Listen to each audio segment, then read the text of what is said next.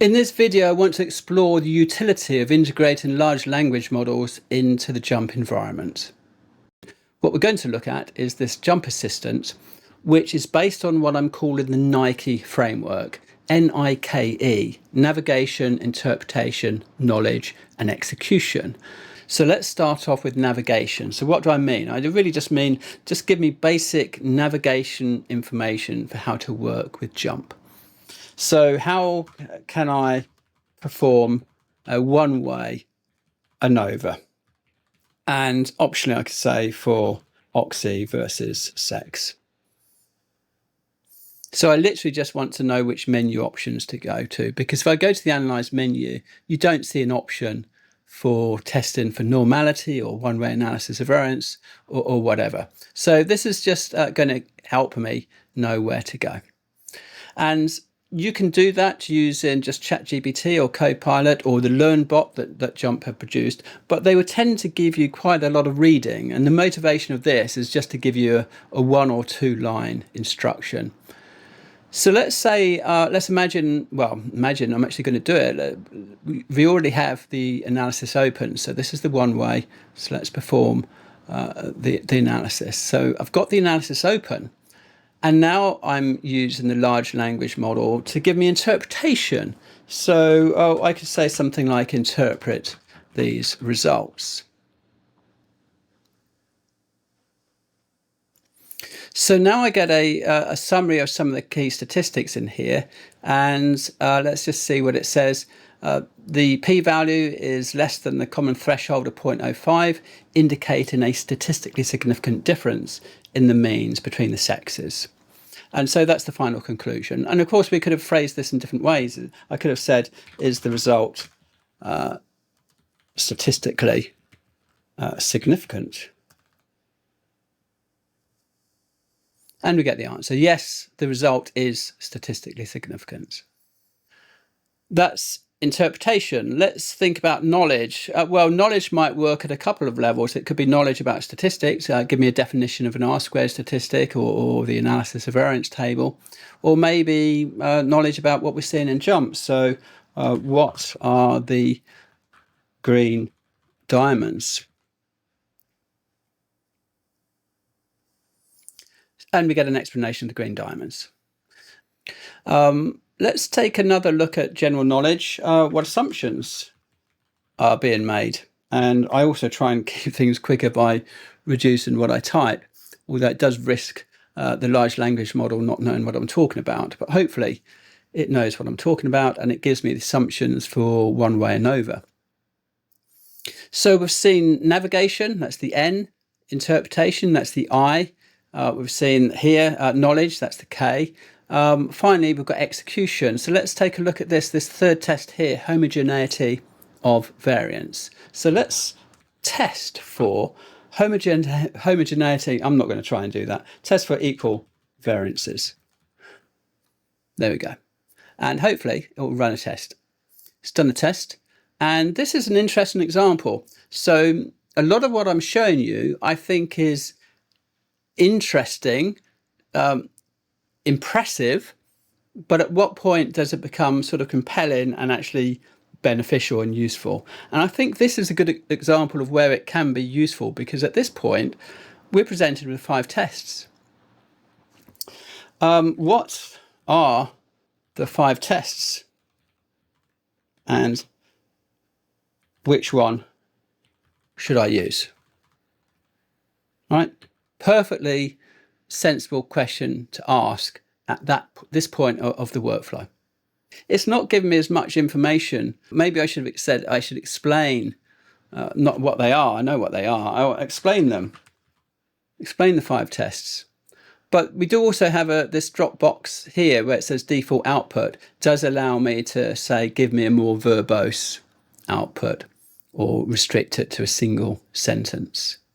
So this is better. I've got an explanation of the different tests, as well as it shows that the associated p-values. And at the bottom it says, well, all 5 tests basically gave you the same conclusion, so it doesn't really matter.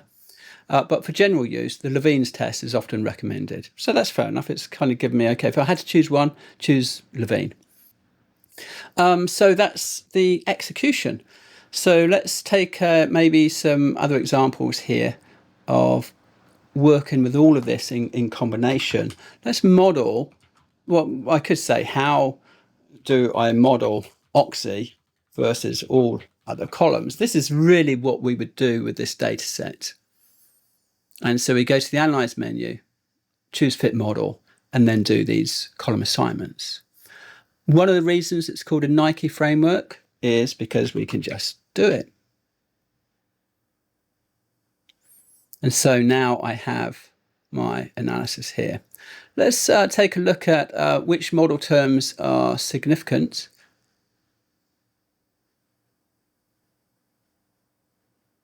And it gives me the three terms. I could say build a new model using only these three terms, like so. So those are some examples. And as we run a command, because we know the sort of platform that's been launched, we can kind of provide some sensible follow-up questions, interpret the R-squared statistics, summarize the results, which terms are significant, build a new model. So let's maybe do some other types of analysis. And for this, I'm going to switch to a different set of data. Well, let's me do one thing with these data.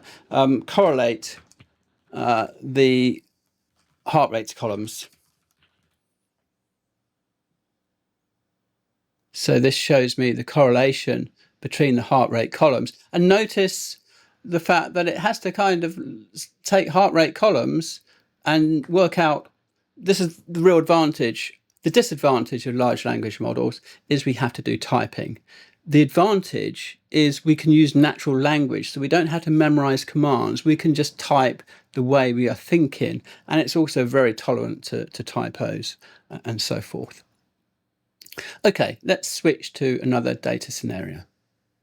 Here I have some process capability data. There's over 100 columns. What I could do is to, well, actually, let's just do the whole, I was going to choose a subset. We could just do a subset. I could do process capability on the NPN cols.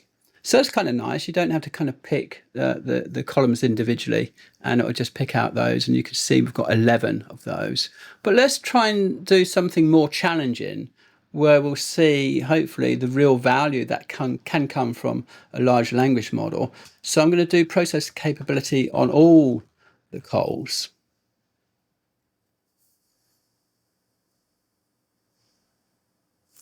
So here we are presented with lots of information. I'd argue we don't actually have lots of information. We are overwhelmed with data with these results. And we're going to use the large language model to compress this to a manageable size of actionable information.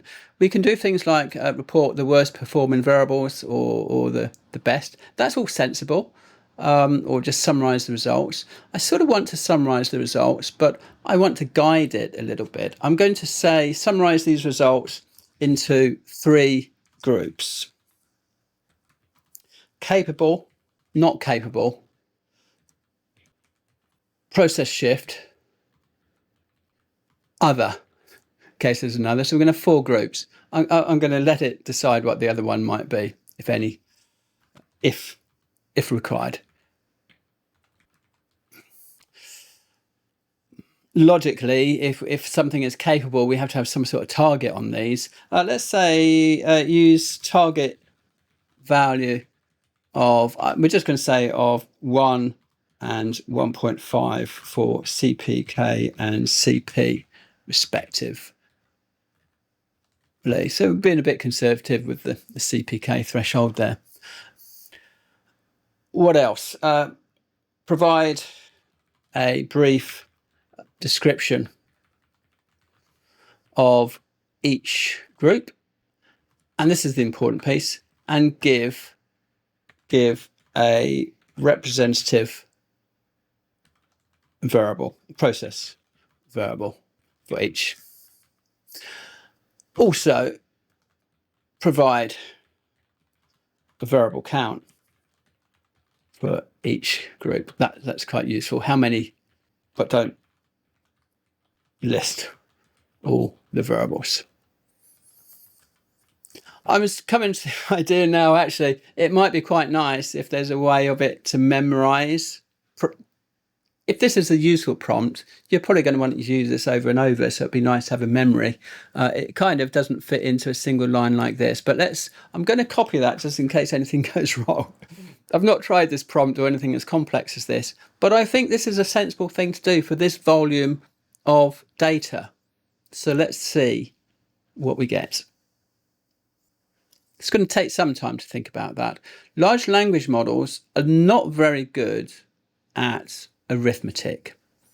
So it's going to use a more powerful model in order to be able to do this type of analysis for us. Okay, so we've got capable, not capable, process shift, and other. I like this classification. This is, I would call, not robust. It's the situation where actually CPK is on target, but CP is not. It's a fairly rare event, and a lot of people can't get their head around this one. The other three should make sense. Capable, you've got good CP and good CPK. I'd kind of like to give it a nudge and not describe it this way, but just describe things as good or bad. But this CP is good, CPK is good. Here we've got CP is bad and CPK is bad. That's the easy, that's the capable and not capable. The interesting scenarios, I think, are when one is good and the other one is bad. So here CP is good and CPK is bad. That's the classic case when you've got a process shift. But you can have it the other way. CPK is good and CP is bad. And that's this other one, which is the borderline. So really happy with that fourth classification. I'm glad I put that in. So I think that is really useful. Let's just see if there's other things. I think there's something interesting in here. Notice this here, we've got this CPK of minus 0.05. What does a negative CPK mean? Okay, so CPK can go small, but negative. What does it mean? It means a negative CPK indicates that the process mean is outside the specification limit. So it's shifted so far that the mean, not just the tail of the distribution has gone outside the spec limits, but the entire mean has gone past. So again, this actually could have been, we could have maybe had a fifth classification, which is where we've got an extreme process shift. Okay, and again, just to maybe illustrate, I've not really illustrated this, but let's push that down to a single sentence just to give me a more succinct answer to this question. A negative CPK indicates the process mean is outside the spec limits. Now, what I'll do is use another data set to show you a complex scenario. So these data, I used to sort of teach or do presentations around time series analysis in JMP. I don't think it's a commonly used platform, which is why I want to focus on this, because it's something maybe we do occasionally and we forget some of the details. So let's see if we can do time series analysis on this. Explain Box-Jenkins. So this is a knowledge type question. Explain the Box-Jenkins method. Oh, and I probably don't want a single sentence for that. Let's just keep the default. So the Box-Jenkins method, it is a systematic methodology for creating ARIMA models. And the key thing with these models is you have an auto-regressive component and a move and average component. And one of the key things you have to do is identify whether you've got auto-regressive components or move and average components. And you do it by looking at autocorrelation functions and partial autocorrelation functions. Why am I telling you all that? Because, well, I'm going to do time series analysis on Y. When we see the output, and I think for a lot of people, they may have never used the time series platform, but what you get is this sort of histogram here, which are the autocorrelations, or the ACF, the autocorrelation function, and on the right-hand side, the ACF. Now, the way you interpret this is easy to forget, and the only reason I really remember it is because I'm working with simulated data, and my data table tells me this is a second-order autoregressive process. So I know the answer only because of the title of my data. What you look for, if I look at the graph on the right-hand side, after lag 2, the bars reduce. So there's only 2 significant bars. It's confusing because there's 3 bars, but the first one has got a lag of 0. So we've only got 2 lags. So the time series data, one data point is dependent on the prior data point. And how far back in history do you go? Where we've got order 2 here. So I've got a second order stochastic process, which is either going to be moving average or autoregressive in nature. And the fact that this graph on the left-hand side decays exponentially tells me it's autoregressive. Now, to be honest, it doesn't tell me that. But I know it is. I know one side, either the graph on the left or the right, will be exponential, and the other graph will tell me the number of terms, but I never remember which way round it is. And so I know this is either second order moving average or autoregressive based on what I'm seeing, but I wouldn't remember which way round things are. So what I'd want to do with the large language model is do this. Is it a moving average or is it autoregressive? And if I'm pretty sure it's order 2, but I can ask that question as well. So the time series appears to be autoregressive process of order 2. There you go. That's the answer. So, and then there's some explanation of how it comes to that conclusion. So it's come to the right answer. We could have asked the question in lots of different ways. If I just come back to some of these questions, there's quite a few here, because I think there's an awful lot of information which you're not going to use the time series platform, to be honest, if you don't know anything about time series modeling. But I think for a lot of people that might have a vague memory of having studied it in statistics or maths or economics or something. So here we have these ADF statistics. This is I think it's the augmented Dickey-Fuller statistic. Let's do interpret the ADF results. So yeah, the augmented Dickey-Fuller statistic, and it gives you an explanation of what that statistic is.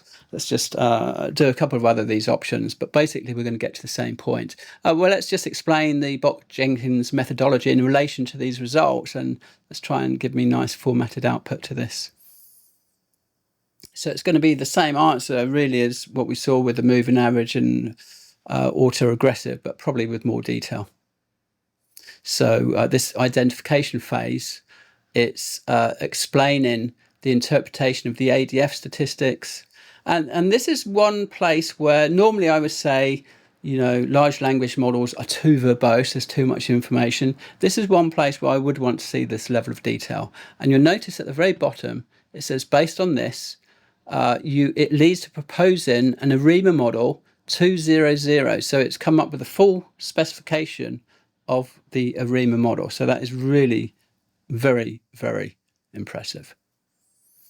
So this has really finishes what I wanted to talk about in terms of talking about the integration of large language models. And I wanted to get from a point where this was an intellectual curiosity of, can you just physically and technically do this, to the point of, okay, does it go beyond interesting and impressive to actually being useful? And I think this is starting to get to the phase where there is a sort of genuine utility if you can integrate these interpretations based on what you're actually looking at inside JMP.